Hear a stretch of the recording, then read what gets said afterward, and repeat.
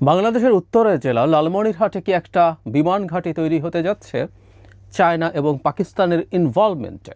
এ ধরনের একটা প্রশ্ন ভারতের মিডিয়ায় করা হচ্ছে এবং সেটা নিয়ে প্রচুর স্পেকুলেশন দেখা যাচ্ছে।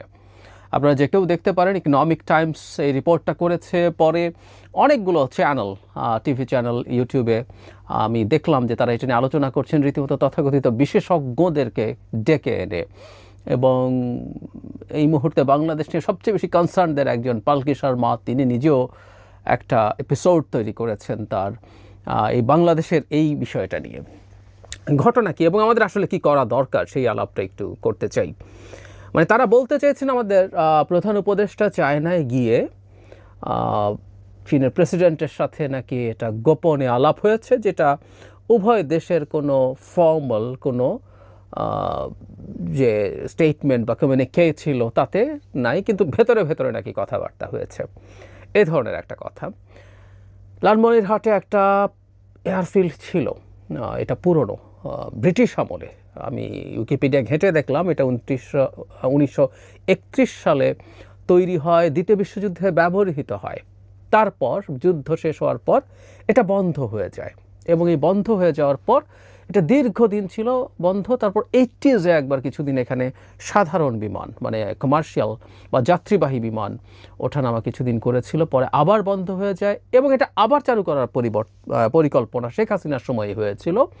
এরকম বেশ কিছু রিপোর্ট পাওয়া যায় এটা 2019, 20, 21 নানান সময় এটা চালু হবে, চালু হচ্ছে, এ ধরনের আলাপ ছিল। কিন্তু এখন যে আলাপটা হচ্ছে সেটা হচ্ছে এখানে একটা বিমান ঘাঁটি হতে যাচ্ছে এবং আমি ঠিক জানি না, মানে একটা বিমান ঘাঁটি মানে এখানে এয়ারপোর্ট যদি হয়, একটা ঘাঁটি পাশাপাশি যদি থাকে, তার জন্য চায়নাকে লাগবে কেন, পাকিস্তানকে লাগবে কেন?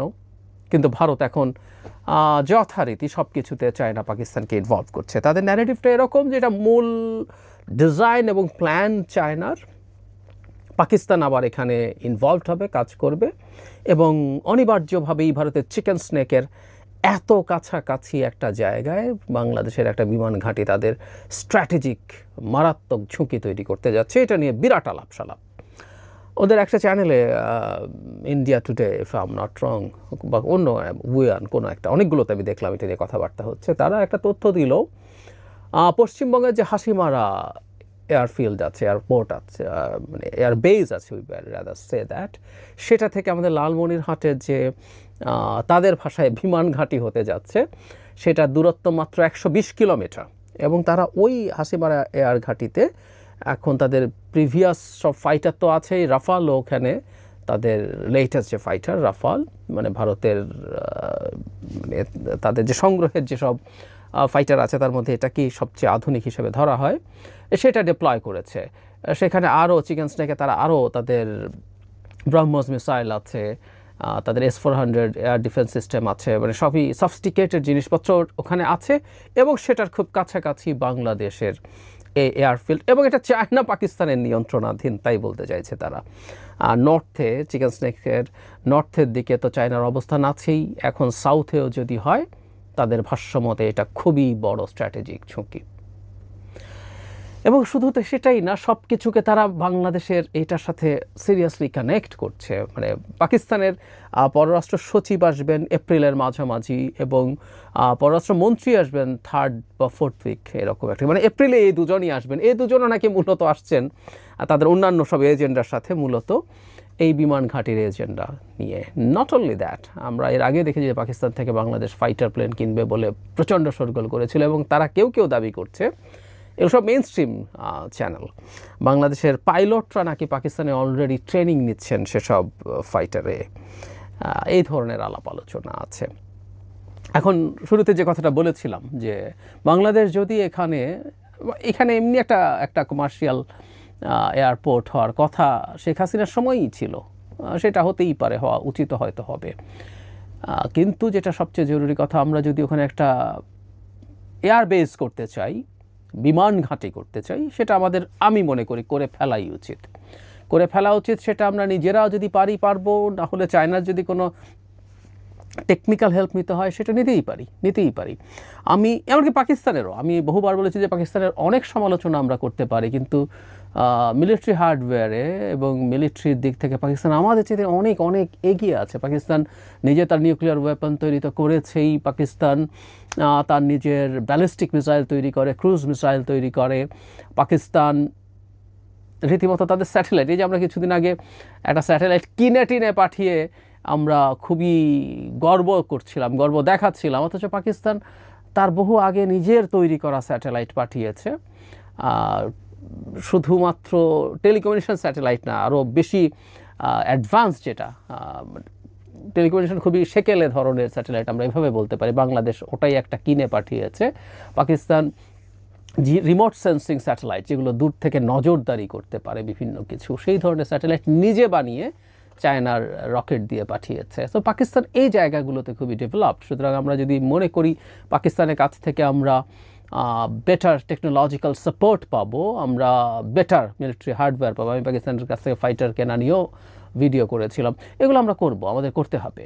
একটা কথা মনে রাখা দরকার বা জরুরি, আমি একটা জিনিস দীর্ঘদিন থেকে বলছি যে শেখ হাসিনা পতনের পর ভারতকে তার বাংলাদেশের সাথে সম্পর্কটাকে রিয়ালাইন করতে হবে, এটা এসেনশিয়াল, ইটস আ মাস্ট। মানে বাংলাদেশ একটা সভরেন স্টেট, সে তার সভরেন্টি অনুযায়ী সে যেখানে যেখানে তার বেনিফিট হবে, যেখানে যেখানে তার সুবিধা হবে, সেগুলো সে তার মতো করে করবে, যেখানে সে সস্তায় পাবে, যেভাবে করার কথা। সো আমাদের এয়ারবেসটা, আমি মনে করি এয়ারপোর্টটা এবং এয়ারবেসটা করে ফেলা উচিত ভারতের, যাতে এই মেসেজটা যায় যে আমরা আমাদের সিদ্ধান্ত নেব। আমি নিশ্চিত যেখানে যদি আমরা চায়নাকে বাদ দিয়েও এখানে একটা বিমান ঘাঁটি তৈরি করি, এটাও কোনোভাবেই ভারত পছন্দ করবে না। তাদের সেই চিকেন স্নেক নিয়ে সেই ভালনারেবিলিটি এবং সেটা নিয়ে তাদের এক ধরনের হিস্টেরিয়া আছে, সেই হিস্টেরিয়া থাকবে আমরা যাই করি না কেন। আমি দেখলাম কোনো জায়গায় আলোচনায় তিস্তা প্রজেক্টের কথা এসছে, বাংলাদেশ তিস্তা প্রজেক্ট কেন এখনও চায়নার সাথে আলাপ করছে? ভারত তো বলেছিল শেখ হাসিনা যাওয়ার পর, শেখ হাসিনার সর্বশেষ ভারত সফর বাংলাদেশের সম্রাজ্ঞী এবং ভারতের কৃতদাসী হিসেবে, সেই সফরে আমরা জানি যে ভারত এখানে তাদের প্রজেক্ট করে দেবে বলে বলেছিল। অথচ আমাদের এই প্রশ্নটা করা দরকার, আমাদের এই সোকল্ড প্রজেক্ট, এই প্রজেক্টটা আদৌ কতটুকু এফেক্টিভ হবে, ইটস এ ডিফারেন্ট ডিবেট। কিন্তু এটা করতে হচ্ছে কারণ ভারত আমাদেরকে তিস্তার ন্যায্য পানির হিস্সা দিচ্ছে না, তারা আবার করে দেবে। এখন আমরা তাদের কথা না শুনে কেন চায়নার কাছে যাচ্ছি আবারও, এসব নিয়ে তাদের বিরাট ক্ষুব্ধতা আছে। আমরা নিশ্চিত থাকতে পারি ভারত আসলে চায়নাকে এখানে ঢুকে পড়া থেকে নিবৃত্ত করতে চাইছিল।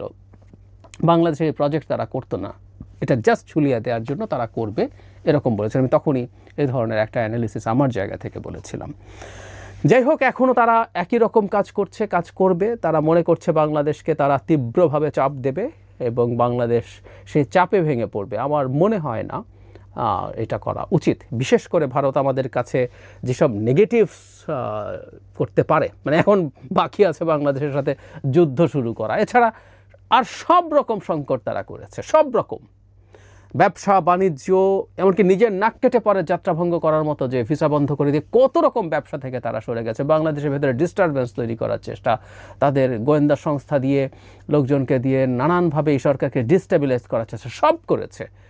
সব করার পরও আমরা ভালোই টিকে আছি। সুতরাং এই যে ভারত ছাড়া আমাদের অনেক বড় বিপদ হয়ে যাবে, বিপদ শুধু আমাদের প্রয়োজন মেটাতে পারবো না সেরকমও না, তারা আমাদের বিরাট ডিজাস্টার ঘটিয়ে দিতে পারে। আমরা অন্তত সেই জায়গাগুলো পেরিয়ে এসেছি। সুতরাং এই সরকারের কাছে আমার কাছে মনে হয় যে সরকারের, এবং এই সরকার শুধু না, ভবিষ্যতের সরকারগুলোকেও আমাদের ডিফেন্সের যে প্ল্যান, আমাদের মিলিটারির যে স্ট্র্যাটেজি, সেটা আমরা শতভাগ ইন্ডিপেন্ডেন্টলি নেব। এখানে ভারতের কিচ্ছু করার নেই। মানে আমরা বাইরাক্তার ড্রোন কিনেছি, আমি একদিন একটা ভিডিওতে বলেছি, আপনারা যারা রেগুলারলি দেখেন তারা জানেন, সেটা আমরা আমাদের সীমান্ত এলাকায় এটা ডিপ্লয় করা হয়েছে, এরকম আলাপ দিয়েও তাদের খুবই ক্ষোভ।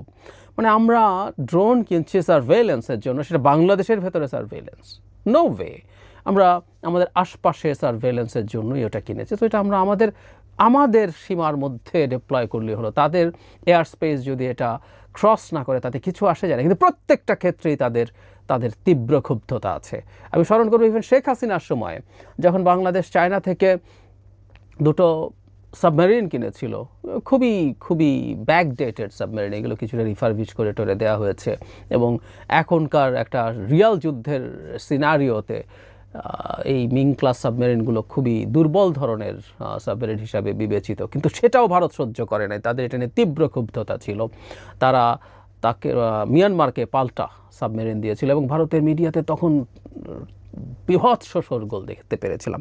তার মানেটা হচ্ছে এই বাংলাদেশ একটা স্বাধীন সার্বভৌম রাষ্ট্র হিসেবে দাঁড়াতে পারবে না, বাংলাদেশের একটা স্বাধীন সার্বভৌম রাষ্ট্রের উপযোগী বা বর্তমান বিশ্ব ব্যবস্থার উপযোগী অ্যাবাভ অল এই অঞ্চলের অত্যন্ত গুরুত্বপূর্ণ জিওপলিটিক্যাল অবস্থানে বসে থাকা দেশ হিসেবে তার যে ধরনের শক্তিশালী সামরিক বাহিনী দরকার, 3 বাহিনীর কথাই বলছি, এরা ভারত সহ্য করবে না, করছে না, সেটা আমরা দেখতে পাচ্ছি। কিন্তু আমাদের মনে হয় সময় এসছে ভারতকে বার্তাগুলো দেয়া, বাংলাদেশ একটা সার্বভৌম দেশ, সে তার প্রয়োজন মতো, তার ইচ্ছে মতো এবং তার যেখান থেকে ইচ্ছা সেখান থেকে সে তার ডিফেন্স হার্ডওয়্যার সে কিনবে, মিলিটারি হার্ডওয়্যার সে কিনবে, তার ঘাঁটি সেটা বিমান, নৌ বা সেনা যেখানেই করা প্রয়োজন সেখানেই সে করবে।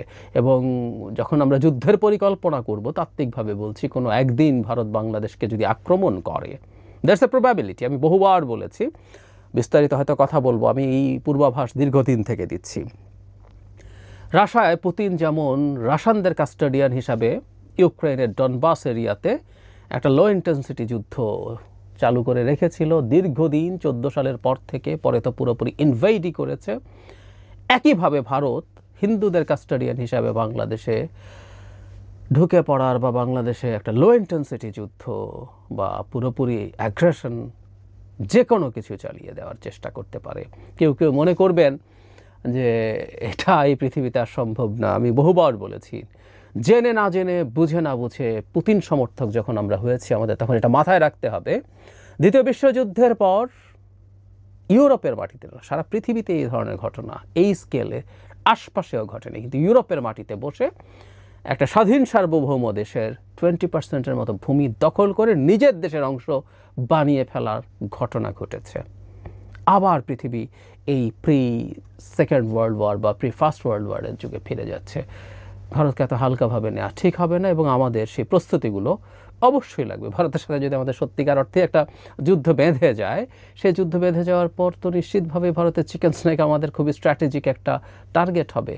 আমাদের যদি সেটা হয়, আমাদের প্রস্তুতি তেমন হতে হবে না, হতে হবে। এই প্রস্তুতি রাখা ডাজন্ট নেসেসারিলি মিন আমরা যুদ্ধ করতে যাচ্ছি, কখনো না।